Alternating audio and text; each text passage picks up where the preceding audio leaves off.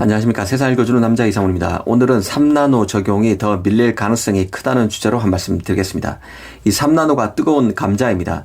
아시다시피 이 삼성은 트랜지스터 구조를 게이트 올 어라운드로 바꿨고 TSMC는 기존대로 핀펫으로 갑니다.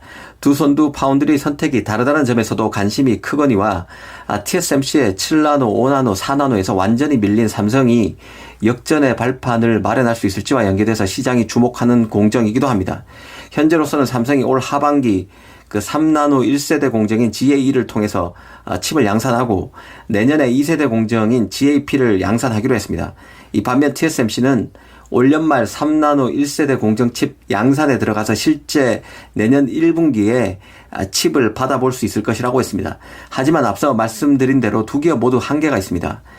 이 삼성 같은 경우는 확보했다는 팹리스 고객이 변변치 않습니다. 이 삼성을 그나마 우호적으로 평가하는 쪽에서는 첫 고객이 내부 고객인 엑시노스가 아니라 중국의 코인 채굴용 팹리스라고 하고 있는데요. 이 엑시노스는 내부 고객이고 암호화폐 팹리스는 의미 없는 소규모 물량일 가능성이 큰데다 암호화폐용 칩을 굳이 최첨단 공정인 3나노를 활용해서 칩을 만들 이유가 있는가라는 근본적인 물음을 던질 수 있다는 점에서 마케팅용 물량에 더 가깝다는 게 개인적인 판단입니다. 모두 50보 100보라는 뜻입니다. 엄밀히 말해서 엑시노스는 삼성이 최첨단 공정의 수율을 잡기 위한 일종의 실험 물량, 모로모트 같은 측면이 있는 칩이기 때문에 파운드리 고객 확보 관점에서 너무 큰 의미를 부여하기는 어렵습니다. 이 삼성은 TSMC 입장에서 보면 TSMC에 도전하는 입장에 있기 때문에 더 가시적인, 더 구체적인 성과를 내야 합니다. 단순히 양산 공정을 먼저 구축했음을 발표한다고 여기에 과도한 의미를 부여하기는 힘들다는 뜻입니다. 이 파운드리는 기본적으로 팹리스가 찾아줘야 의미가 있습니다. 파운드리는 비유하면 일종의 마중물 같은 존재라는 점에서 실제 이런 마중물을 활용해서 펌프질을 하려는 팹리스가 나와야 의미가 있는 것입니다. 이런 냉정한 인식을 할 필요가 있습니다. 그런 맥락에서 그나마 고객 실체가 있는 TSMC의 3나노 행보에 더 주목할 수밖에 없다는 게 개인적인 판단입니다.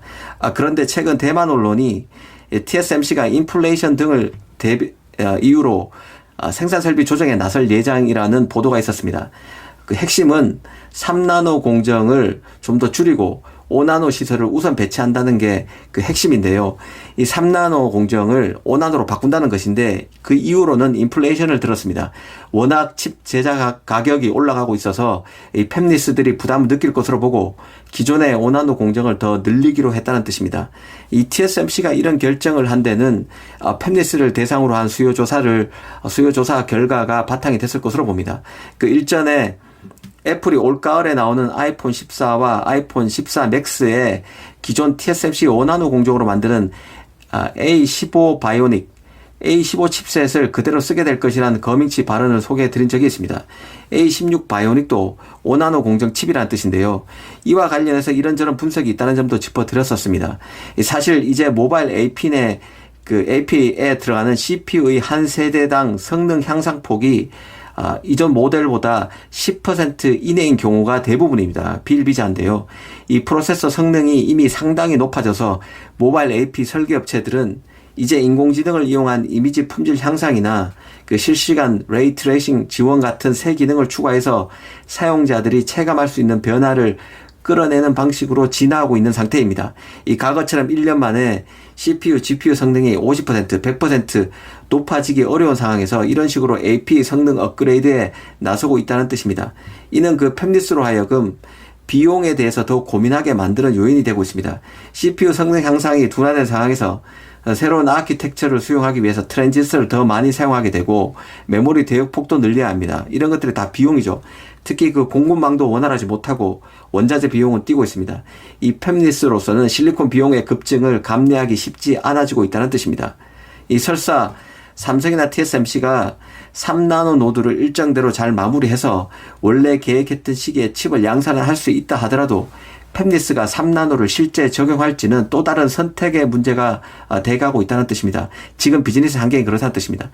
특히 칩 제작 가격이 갈수록 높아지고 있고 첨단 노드 공정을 적용할 경우에는 칩 가격의 추가 인상 요인이 돼서 가뜩이나 경기 침체기 세트나 칩 판매량 감소를 더 부추길 여지도 있습니다. TSMC가 3나노를 줄이고 5나노를 더 늘리는 데는 이런 배경이 작용하고 있다는 생각입니다. 이 TSMC 같은 경우는 5나노 칩이 이미 지난해인 2021년 말 기준으로 전체 칩 매출의 19%를 차지했습니다. 20%가량 된다는 얘기죠. 5개 칩 가운데 1개가 5나노였다는 뜻입니다. 물론 이건 매출 기준으로 하면 또 다른 얘기가 되겠지만 대략적으로 그렇다는 얘기입니다. 7나노 칩 같은 경우는 전체 매출의 31%였다는 점에서 두 5나노와 7나노 칩을 합치면 50%가 됩니다.